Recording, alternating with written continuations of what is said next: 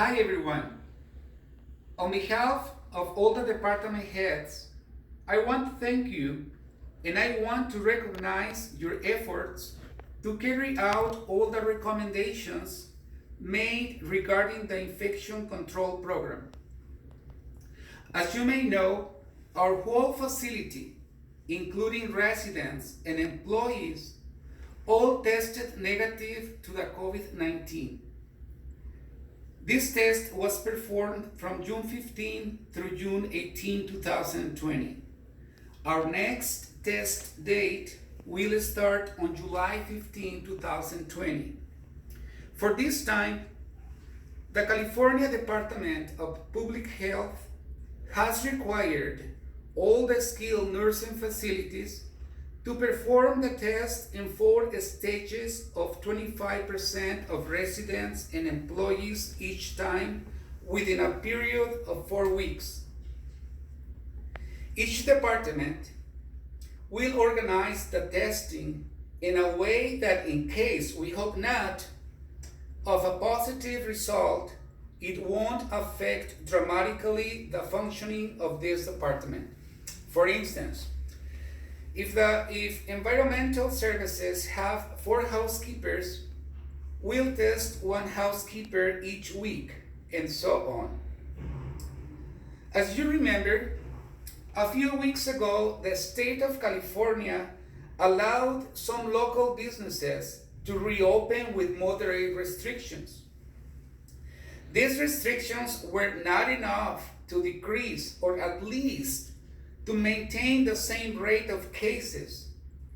Unfortunately, after 2 weeks, which is the normal period of incubation, cases appear one after the other in an exponential way, to the point that the governor has ordered to close bars in many cities throughout the state.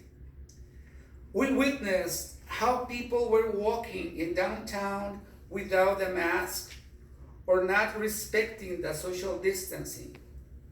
The administration of the Californian is highly recommending you to avoid crowds, especially when it's not necessary.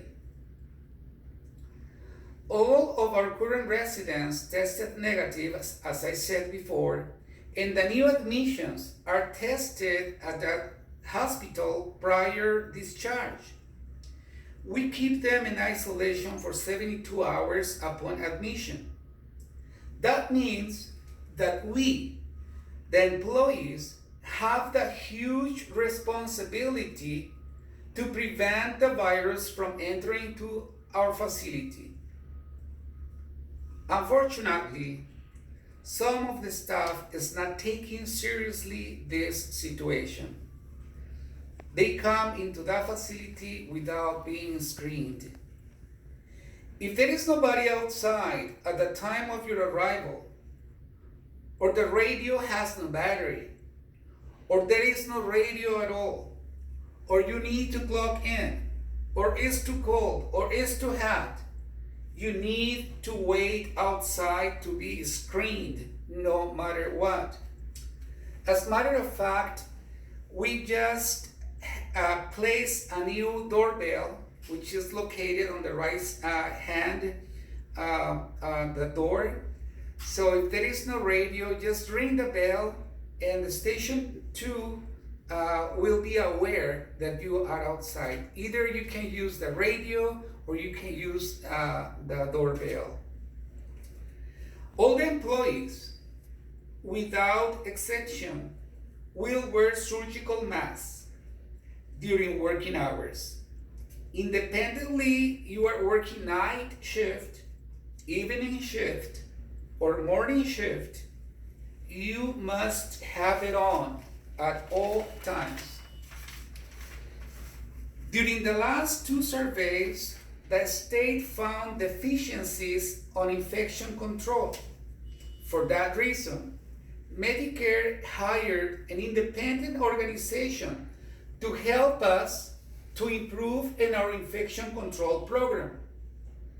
For that reason, Since last Thursday, I've been doing surveillance in the hallways and outside the bathrooms to make sure that everyone in the facility is in compliance with hand hygiene protocol, which requires all of us to use hand sanitizer before entering the building, when entering or leaving a room, or when passing trays, as well as before donning and after doffing gloves. I got these new posters that we are going to put outside the rooms. It's just a reminder to use the hand sanitizer and keep our hands clean.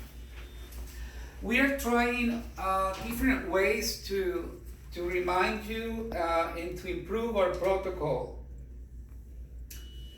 We should take advantage that we are free of positive COVID-19 cases.